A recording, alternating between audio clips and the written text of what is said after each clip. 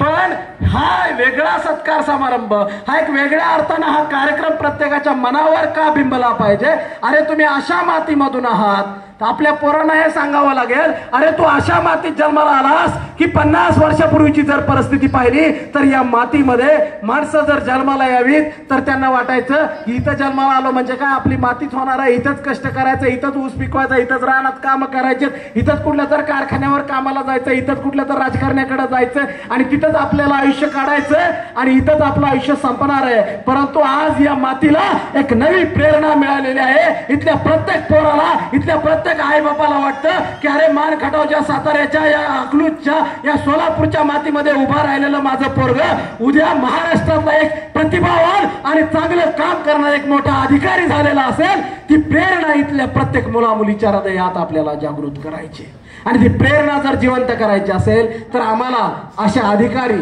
अशी चांगली माणसं, समाजामध्ये चाललेली जी माणसं चांगली काम करत आहेत ती माणसं आपल्या लेकरांना दाखवावी लागतील. त्या माणसांचे आदर्श आम्हाला आमच्या लेकरांपुढे उभे करावे लागतील.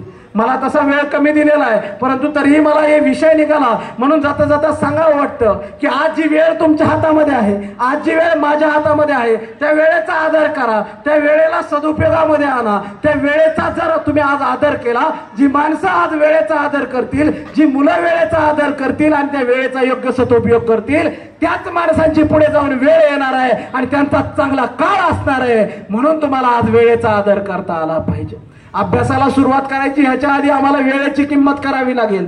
ती वेळेची किंमत काय आहे ते सरांनी मगाशी सांगितलं. दररोजचे 4 तास तुम्हाला सैनिक स्कूलमध्ये गेल्यानंतर त्यासाठी द्यावे लागतात. ते वेळेचं महत्व तिथे गेल्यानंतर तुम्हाला कळतं आणि हे वेळेचं महत्व तिथे गेल्यानंतर कळण्याआधी आपल्या लेकरांना, आपल्या मुलाबाळांना आणि आपल्या स्वतःला आपण घरामध्ये वावरत असताना, आपल्या आजूबाजूला जगत असताना ते दाखवून देता आलं पाहिजे. आणि ते महत्व जर आम्ही आपल्या कृतीतून दाखवून दिलं तर मला वाटतं की पुढची पिढी हा वेळेचा आदर करायला लागेल आणि खऱ्या अर्थानं त्यांची चांगली वेळ आलेली असेल, त्यांची चांगली वेळ येण्यासाठी आपल्याला ते शिकवावं लागेल. बांधवांनो, मगापासून सांगितलं की खेड्यातली मुलं आहेत, त्यांची परिस्थिती नाहीये. अनेक मुलं अशी असतात, अनेक मुली अशा असतात ज्यांची परिस्थिती नसते, खेडेगाव असतं, आई वडील शिकलेले नाहीयेत, आई वडिलांना माहित नाही की कुठं नवोदय, कुठली परीक्षा, कुठली NMS, कुठं MPSC आणि मग कुठं UPSC. आपल्याकडचे खेडेगावातले आईबाप म्हणतात, बाळा ते काय आपलं काम नाही, तू आपला DED कर, तू आपला ग्रामसेवक, तलाठी भरती ह्याच्यावर फोकस कर. हे आपल्याला रुजवलं जातं, हे आपल्यात पेरलं जातं. पण बांधवांनो, मला तुम्हाला या ठिकाणी आवर्जून सांगायचं, आपण तरी हा जो आपला भाग आहे पश्चिम महाराष्ट्र, हा तरी थोडा सधन आहे. पश्चिम महाराष्ट्रामध्ये चांगली प्रगती झालेली दिसते, परंतु खानदेश मधला जो भाग आहे, त्या खानदेश सारखा, मराठवाड्यासारखा हा जो पट्टा आहे, त्या खानदेश मधल्या धुळे जिल्ह्यामध्ये 20 वर्षापूर्वी एका परिवारामध्ये एक नवं संक्रमण घडताना या महाराष्ट्रानं पाहिलं. 20 वर्षापूर्वी, 25 वर्षापूर्वी, 30 वर्षापूर्वी काय परिस्थिती असेल त्याचा विचार करा. 30 वर्षापूर्वी त्या खानदेशामधल्या धुळे जिल्ह्यातल्या एका छोट्याशा गावामध्ये, त्या धुळे जिल्ह्यातल्या एका छोट्याशा गावामध्ये भिल्ल समाजातल्या एका परिवारामध्ये एक बाई पोटोशी राहिली आणि गरोदर राहिलेल्या त्या मातेला 3 महिने सरले. दादा, त्या धुळे जिल्ह्यातल्या त्या छोट्याशा गावामध्ये त्या भिल्ल समाजातल्या पालावरच्या खोपटामधल्या एक बाईला 3 महिने सरले. बाई गरोदर राहिली आणि गरोदर राहिलेल्या त्या बाईला वेध लागले आपल्या येणाऱ्या बाळाच्या ओढीचे. ती बाळ आपलं बाळ कधी येईल, आपण त्याला कधी पाहू असं तिच्या मनात वाटायचं. आणि 3रा महिना सुरू होता, पण दिवस इतके भयानक होते, परिस्थिती इतकी बेकार होती. खोपटाचं घर होतं आणि पाल होतं. पाऊस पडला तर आतमध्ये पाणी साठावं, आतमध्ये बसायला जागा नाही, अशा पालामध्ये राहून ती आई आपल्या लेकराला पोटामध्ये वाढवत होती. पण 3ऱ्या महिन्यामध्ये त्या बाळाच्या वडिलाचं निधन झालं. 3ऱ्या महिन्यात बाळ पोटात असताना बाप मेला. भिल्लाच्या घरामध्ये काय जगणं असेल, त्या भिल्लाच्या घरामध्ये जगणाऱ्या त्या आईनं कष्ट करायला सुरुवात केली. पोटोशी असणारी ती आई रोज राबायची, रानात जायची, कष्ट करायची. आणि त्यांचा व्यवसाय काय असावा, भिल्ल समाजातला त्या भागातला व्यवसाय काय, तर दारू विकायची, मवाची दारू काढायची आणि ती दारू विकायची. मवाची दारू विकणारी ती आई आपल्या लेकरावर संस्कार ती काय करणार. पण दिवस चालले होते, दिवस सरत होते, 9 महिने सरले आणि एक दिवस बाळाचा जन्म झाला. बाळ जन्मास आलं, पण जन्मास येऊनही त्याला सगळा भवताल चांगला मिळला असंच नाही.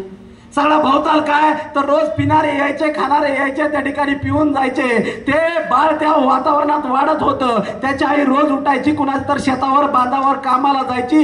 आजी रोज दारू विकत बसायची. लेकरू ते बघायचं. लेकरू 5 वर्षाचं, 6 वर्षाचं झालं, 7 वर्षात झालं, पण पोरग दिवसभर घरी असायचं. पालावर इकडं तिकडं फिरायचं, इकडं तिकडं दगड मारायचं, पाखरं मारायचं. आणि त्या पोराला बघून इकडची तिकडची माणसं जी प्यायला यायची ना दारू प्यायला, ती माणसं म्हणायची या पोराला जरा गप्प बसवा की, सारखं मध्ये मध्ये येते, ह्याला जरा शांत बसवा की. ते पोरग त्या एवढ्या एवढ्याशा खोपटामध्ये. आता आमचं कसं जगणं झालंय, 1 BHK 2 BHK, पोरीला अभ्यासाला वेगळी रूम, पोराला अभ्यासाला वेगळी रूम, बाबाची वेगळी रूम, ग्रंथालय वेगळं, एका खोपटामध्ये. एका बाजूला आपण आता म्हणावं तर किचन, तिथंच राहायचं, तिथंच खायचं, तिथंच झोपायचं, तिथंच, आणि आंघोळ पांघोळीचं तिथं उघड्यावरती बाहेर. असं जगणं ते बारकं पोरग जगत होतं. पण ते बारकं पोरग रोज दुपारी कालवा करायचं. आणि मग त्या आजीनं काय करावं, आई तर कामाला गेलेली असायची, आजी त्या लेकराला धरायची आणि त्याच्या तोंडामध्ये गिरायकाला जे द्यायची ना मावाची दारू, त्याच दारूचा घोट घोट सोडायची आणि त्या पोराला गुंगी यायची आणि मग त्या पोराला थोपटायची आणि झोपवायची. ते पोरग झोपी जायचं, आजीला बरं वाटायचं, माणसंही शांत व्हायची. ते पोरग तसंच तासन तास झोपून राहायचं. आणि मग जेव्हा जागा व्हायचं तेव्हा आई कामावरून आलेली असायची आणि मग आई त्याला घ्यायची. त्या पोराचे दिवस असेच चाललेले होते. असेच दिवस चाललेले असताना त्या पोराला एक दिवस शाळेतले गुरुजी, प्राथमिक शाळा जिल्हा परिषद शाळेतले गुरुजी ते खोपटं हुडकत हुडकत आले आणि म्हणले अरे पोरग त्या शाळेच्या वयाचं दिसतंय, ह्याला शाळेत पाठवा. 6 वर्षाचं झालंय आणि 6 वर्षात झालंय म्हणून गुरुजींनी फॉर्म भरला. जिल्हा परिषद शाळेचे गुरुजी म्हणले आम्ही बघतो या पोराचं काय करायचं. पोराला घेऊन गुरुजी गेले. रोज शाळेत पोरग जायला लागलं. परंतु पोरग जेव्हा सुरुवातीला शाळेत जायला लागलं तेव्हा पोराला ते शाळेत जेव्हा गेलं तेव्हा त्यांनी पहिल्यांदा सिमेंटच्या भिंती बघितल्या, घरावर पत्रे असते ते पहिल्यांदा बघितलं आणि त्याला येड्यासारखं वाटायला लागलं. अरे काय म्हणलं, हे घाबरलं ते पोरग. आपल्या खोपटामध्ये ह्या बाजूने पाल, त्या बाजूने पाल, वारा आला की उडून जात आहे. हे कसल्या भिंती आहेत म्हणला, हे वर पत्रे आहेत. ते पोरग जोर जोरात रडायला लागलं. पोरग थांबना आणि जसं पोरग थांबना तसं त्या जिल्हा परिषद शाळेतल्या पोराने, शिक्षकाने त्या पोराला जवळ घेतलं, त्याच्या डोक्यावर हात फिरवला, तापलेल्या दुधाचा ग्लास आणला, त्यात सुकडी टाकली होती आणि सुकडी टाकलेलं ते दूध त्या पोराला प्यायला दिलं. त्या पोराला बरं वाटलं. आयुष्यात पहिल्यांदा असं कुणी काहीतरी प्रेमानं मायेनं चांगलं पाजलं होतं. पोराने पिला आणि पोराला वाटलं की अरे घरी तर काय